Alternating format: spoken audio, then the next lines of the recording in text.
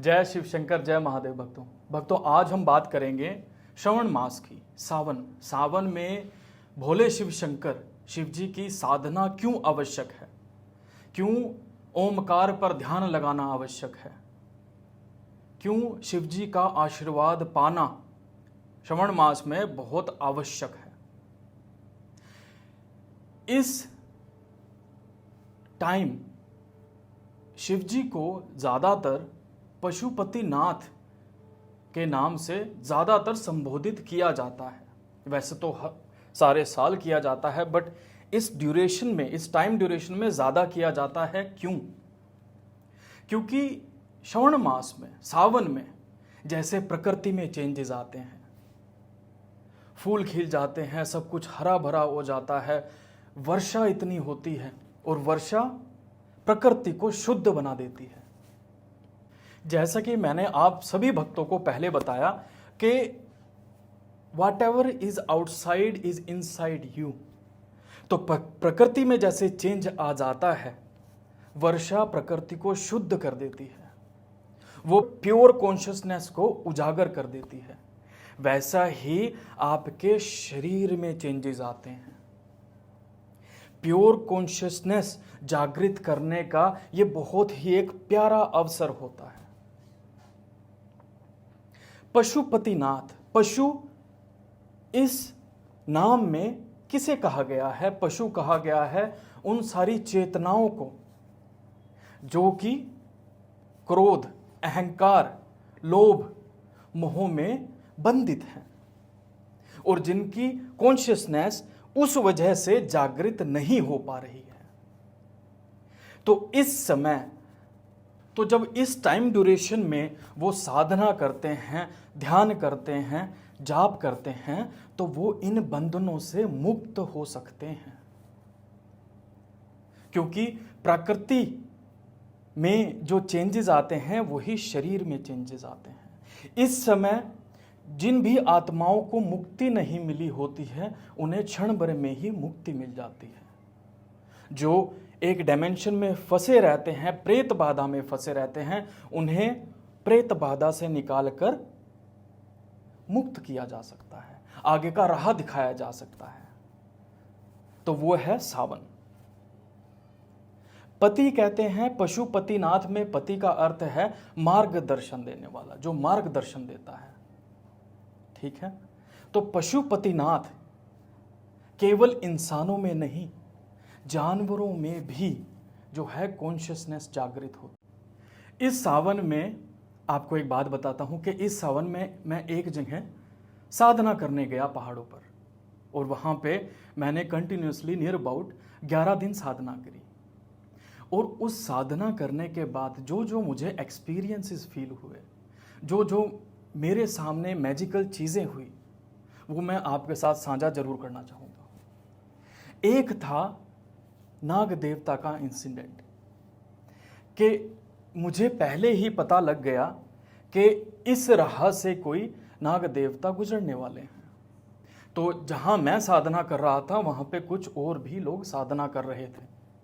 तो हम साधना करते थे, जब खाली टाइम होता था तो चर्चा करते थे एक दूसरे के साथ स्पिरिचुअलिटी की। तो वो मेरे साथ जा रहे थे, तो मैंने सभी को रोक दिया। अब रोक के मैंने बताया कि यहाँ से अभी एक नाग देवता गुजरने वाले हैं। तो जब मैंने बोला तो काफ़ी सारे लोग अचंभित हो गए और मेरी तरफ देखने लगे कि ये क्या कह रहा है। तो ऐसे ही हुआ। तो थोड़ी देर बाद विदिन 5 मिनट्स देखते हैं कि वहाँ से एक काला नाग जो है निकलकर सड़क पार कर रहा है।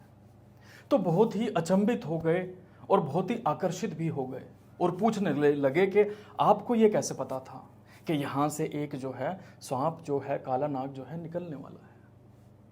ऐसे ही बहुत, जहाँ मैं रुका हुआ था वहाँ पे साधना करी। साधना करने के बाद पशु पक्षियों के साथ मेरा संबंध काफ़ी अच्छा हो गया। बताऊंगा कि कैसे हुआ। तो वहाँ पे मैंने पक्षियों को पुकारा, कौवों को पुकारा। शनिदेव महाराज की कृपा ऐसी हुई कि बहुत सारे कौवे ऊपर आकर वृक्ष पर बैठ गए और बोलने लगे। और ये मैंने जो किया, ये मैंने 3-4 बार किया। बहुत सारे कौवे आकर ऊपर बोलने लगे। तो आसपास के जो लोग थे पूछने लगे कि ये क्या हो रहा है, ये तुम उन्हें क्या कन्वे कर रहे हो, कैसे उनसे कम्युनिकेट कर रहे हो। तो मैंने उन्हें तो जस्ट बता दिया कि शनि महाराज की कृपा है, इस कारण ये हो पा रहा है। और इसकी छोटी सी क्लिप हम आपको ज़रूर दिखाएंगे। और ये जो नाग वाला इंसिडेंट हुआ, इसकी भी आपको क्लिप ज़रूर दिखाएंगे।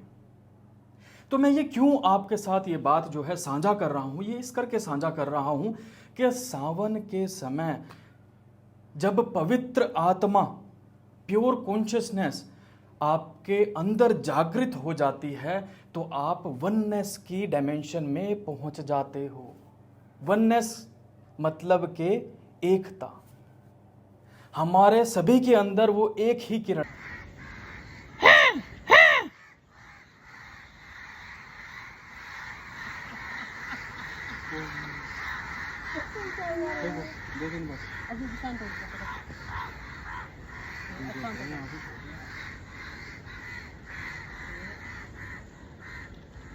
Now you guys listen. I will call them and they will reply to me. Just listen now. Shani महाराज जी की कृपा है।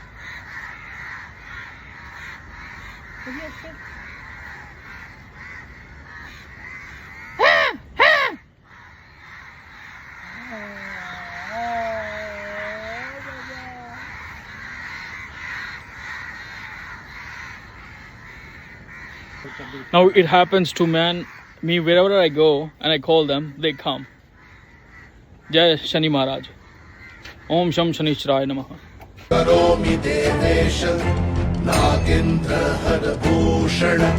अभीष्टदायिने तुभ्यम्।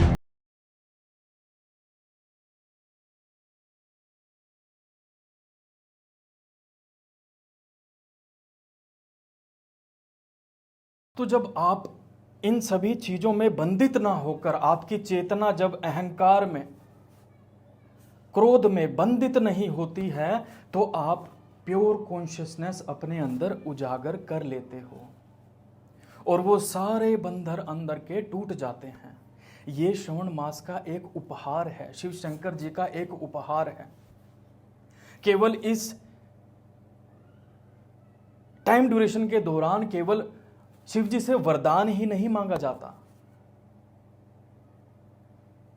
अपने अंदर की जो कॉन्शियसनेस है, जो आपके अंदर पवित्र आत्मा है, जो रोशनी है, वो भी उजागर की जाती है। और जब वो उजागर हो जाती है तो आप पेड़ों से, पशु पक्षियों से भी बात कर सकते हो, मानो या ना मानो। तो श्रवण मास में, सावन के महीने में ये होता है चमत्कार हमारे भोले शिव शंकर का। और ध्यान, जाप और समाधि इस दौरान करना बहुत ही लाभकारी होता है।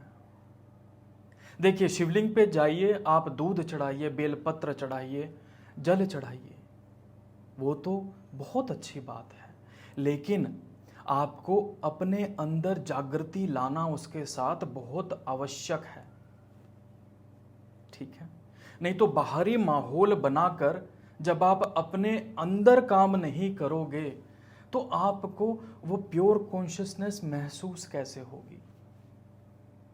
आपको पता ही नहीं लगेगा कि एक्चुअल में मैं ये क्यों कर रहा हूं। तो सभी भक्तों से मेरा निवेदन है कि इस सावन में कृपया भजन, ध्यान और भक्ति जरूर करें। सावन के महीने में नेचर से, जगत जननी माँ से जुड़ने का भी एक बहुत बड़ा अवसर होता है। जब शिव धारण कर लेते हैं तो शक्ति का मिलने का राह भी सरल हो जाता है। तो जगत जननी माँ से मिलने का भी ये एक अटूट, अमूल्य रास्ता बन जाता है। तो जैसे प्रकृति में चेंजेस आते हैं, वैसे ही आपके शरीर में भी चेंजेस आते हैं। केवल ये मेरी बात सुनकर और अपने दिमाग में मत बैठा लो, करो। करने से होगा। जब करना स्टार्ट करोगे तो महसूस करोगे, तो आपको अपने साथ चमत्कार होते हुए दिखेंगे। अभी इस बिलीफ, अभी आप मानते हो, जानते नहीं हो। जानना जरूरी है। मैं मानता हूं कि बिलीव सिस्टम जो होता है कि मैं इन पर बिलीव करता हूं, मैं उन पर बिलीव करता हूं, ये एक अंधकार की अवस्था है। अंधकार मतलब कि आप जानते नहीं हो, केवल बिलीव कर रहे हो। तो जो लोग सिर्फ बिलीव ही करते रहते हैं, उन्हें मोल्ड किया जा सकता है, उन्हें मैनिपुलेट किया जा सकता है। जो एक साधक होता है, एक साधु होता है, एक सच्चा भक्त होता है, उसे मैनिपुलेट नहीं किया जा सकता, क्योंकि उसके अंदर बिलीफ सिस्टम है ही नहीं। उसके अंदर फेथ जागृत हो चुका है, उसे पता चल चुका है, वो सच्चाई से अवगत हो चुका है। तो मानो तो पशुपति नाथ भोले शिव शंकर इस श्रवण मास में हमें सिखाते हैं कि केवल भक्ति में आपको बाहरी वरदान ही नहीं मांगना, आपको इन अंदर के आंतरिक बंधनों को भी खोलकर उनसे ऊपर उठना है, ताकि ऊपर उठकर आप इस जीवन का जो बहुमूल्य सत्य, जो कि हर किसी को जानना चाहिए, वो जान सको। आपको पता लग सके कि आप कौन हो, आप कहां से आए हो, आपका इस जीवन में क्या उद्देश्य है। ठीक है, तो जय शिव शंकर, जय महादेव। ओम नमः शिवाय, ओम नमः शिवाय। देखिए, अंधभक्ति, मैं आपको अंधभक्ति करने को नहीं कह रहा हूं, लेकिन आप अभी जो कर रहे हो वो ऐसा हो रहा है कि जैसे मैंने एक पुस्तक ली, उस पर मैंने जिल्द चढ़ाई, उस पर कवर चढ़ाया, उसे सजाया, उस पर अपना नेम प्लेट का स्टिकर लगाया, उस पर तरह तरह की कलाकारियाँ की और उसे कहीं पे रख दिया और उसका फिर कभी यूज़ ही नहीं किया। तो उस सजावट का फायदा क्या हुआ? तो उस पुस्तक में लिखना शुरू करो, अपने अंदर उन चीजों को बैठाना शुरू करो। शिव तत्व तभी जागृत होगा। अभी भी समय है, अभी भी सावन में बहुत समय है, अपने अंदर शिव तत्व उजागर करो। जय शिव शंकर।